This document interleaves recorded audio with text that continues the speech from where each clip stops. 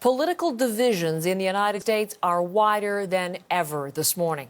Donald Trump with an incredible moment at the White House early this morning.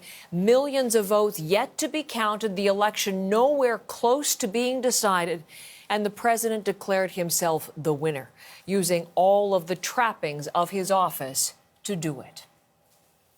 Ladies and gentlemen, the President of the United States, Donald J. Trump. Trump walking out into the East Room of the White House just before 3 o'clock in the morning Eastern Time, in front of cheering supporters demanding the vote count be stopped, saying he will now fight the election in the Supreme Court.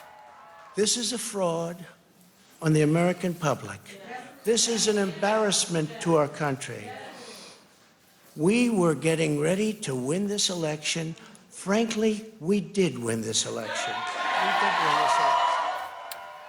We're going to bring you more from that speech in just a moment, but that claim, that false claim, followed just hours after Joe Biden made his own appearance early on the morning after the election. But it may take a little longer, as I've said all along. It's not my place or Donald Trump's place to declare who's won this election. That's the decision of the American people. But I'm optimistic about this outcome. Keep the faith, guys. We're going to win this. Thank you, thank you, thank you. Your patience is great. Biden's optimism meant to calm his supporters outside his campaign headquarters. Their hopes for a clear win on election night has turned into what is now an agonizing wait for results on this morning after. I think that we were all anticipating that maybe the results weren't what we wanted to, especially after everything that happened in 2016. We were hopeful, but very conservative in our projections, so we're going to continue to stay hopeful. Those are Biden supporters speaking to our Susan Ormiston. There is trepidation for Democrats, but jubilation for Republicans. This video from the celebrations in Miami's Little Havana. A surge in support from Cuban Americans is seen as helping boost Trump to a key win in the state of Florida. Florida, one of the few battlegrounds to be decided as we speak to you this morning. Let us take a look at where the election numbers stand right now. On the bottom of your screen, we don't take our eyes away from this. The Electoral College results. 270 is the number candidates need to win the White House. And right now, CBC News has Joe Biden with 224 and Donald Trump with 213. How do the results map out? Take a look at this with me next. Some of the battlegrounds are already decided. Donald Trump has picked up key wins, as I mentioned, in Florida with the 29 Electoral College votes in play there. Ohio, Texas remains Republican red. Some polls had given Biden a toss-up chance there, but it was not to be. Biden hanging on to Minnesota and Colorado. The battlegrounds, though, we expected they would come down to them, and indeed, these will be the states that decide who wins. Georgia, North Carolina, Pennsylvania, Michigan, Wisconsin and Arizona, all of them too close for CBC News to call this morning. But right now, Trump is leading in all of the states except Arizona and Wisconsin. We are awaiting the counting of millions of mail-in ballots, and we will bring the numbers to you just as soon as we get word this morning. Ellen Morrow has been with us throughout the morning and still joining us from Washington. Ellen, it was a real turn in the story when Donald Trump came out there in the East Room and falsely claimed to have won. Let us talk about what he said and what other Republicans are saying in reaction this morning. Well, an unprecedented, stunning moment, Heather, to have the President of the United States come out, speak at the White House, as you said, with the trappings of his office, and prematurely and really baselessly claim victory in this election with millions of ballots to count still in very key states in this vote. And not only is it a premature and baseless claim of victory in this election, there were a lot of things in President Trump's statement that are just plain wrong. You know, he said that he wants the voting to stop. The voting has stopped. What's happening right now is the votes are being counted. The democratic process is playing out. And Donald Trump went through, you know, state by state, places that he thinks he's won. Those are some of the states that you mentioned where millions of ballots are still being counted. Here's a bit more of what he said. This is a major fraud in our nation. We want the law to be used in a proper manner. So we'll be going to the U.S. Supreme Court. We want all voting to stop.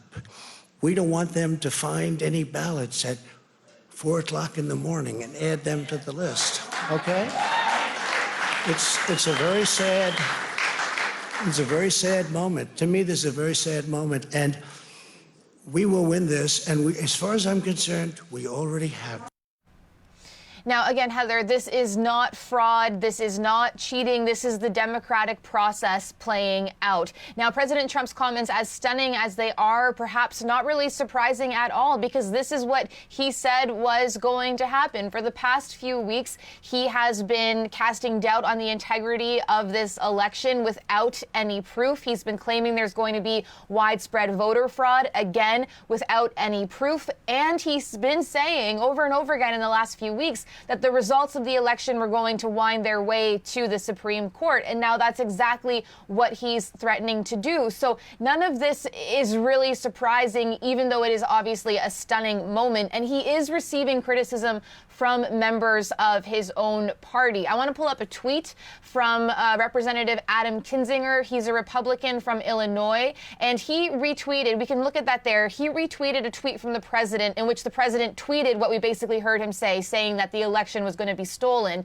Adam Kinzinger writing, "Stop, full stop, the votes will be counted and you will either win or lose, and America will accept that. Patience is a virtue." So criticism from his own party, at least one member of his own party. Republicans are usually quite reluctant, quite hesitant to come out and speak against President Trump. Vice President Mike Pence took the microphone after President Trump was done speaking, and he didn't disagree with Donald Trump, but his language was a bit more tempered. Here's what Pence said. While the votes continue to be counted, we're going to remain vigilant, as the president said. The right to vote has been at the center of our democracy since the founding of this nation, and we're going to protect the integrity of the vote. So protect the integrity of the vote, Heather, would mean allow every single vote in this election to be counted. But Donald Trump, Mike Pence's boss, is saying that the counts essentially should stop, that this should be game over, even though there's millions of ballots that have not yet been tallied. Ellen, I want to get to the reaction from the Biden camp, but picking up on what you were saying, just getting, as you're reporting, some further Republican reaction. And it is also striking from what have been Trump allies. Chris Christie, the former New Jersey governor, saying the talk tonight of a fraud. There is no basis to make that argument tonight. So he condemning the president, as is Rick Santorum, who is a former Pennsylvania senator, often talked about as a Trump ally, how distressed he was that he used the word fraud. That is wrong in Rick Santorum's view. So we will hear if other Republicans do continue to denounce that statement from the East Room early this morning. Certainly the Biden camp has been very forceful in its reaction.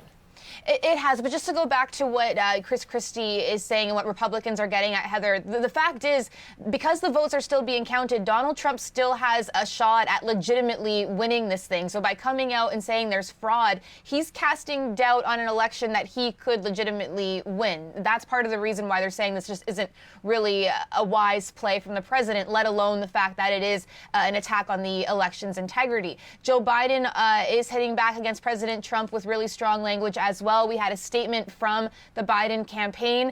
It's calling the president's words, we can pull up that statement, outrageous, unprecedented, and incorrect. The president's statement tonight, I don't know. Yes, there you go. Outrageous, unprecedented, and incorrect. I'm sorry there. It was outrageous because it is a naked effort to take away the democratic rights of American citizens. It was unprecedented because never before in our history has a president of the United States sought to strip Americans of their voice in a national election. So that's the reaction from the Biden campaign. Joe Biden actually came out earlier this morning, and he spoke before President Trump, and his tone could not have been more different. Here's what Biden said. I'm here to tell you tonight, we believe we're on track to win this election. We're going to have to be patient until the hard work of tallying the votes is finished. And it ain't over till every vote is counted. Every ballot is counted. So a completely different tone there from Joe Biden. Heather, we know that the states are still counting these ballots. They're going through them. They're going through this whole process as fast as they can, an unprecedented number of mail-in ballots for them to count. But where this goes from here in terms of possible legal action that President Trump threatened, I mean, he didn't threaten it. He said they're going to go to the Supreme Court. On what basis he can make a case to stop the counts of legitimately cast ballots is incredibly unclear this morning. Ellen, thank you very much from Washington.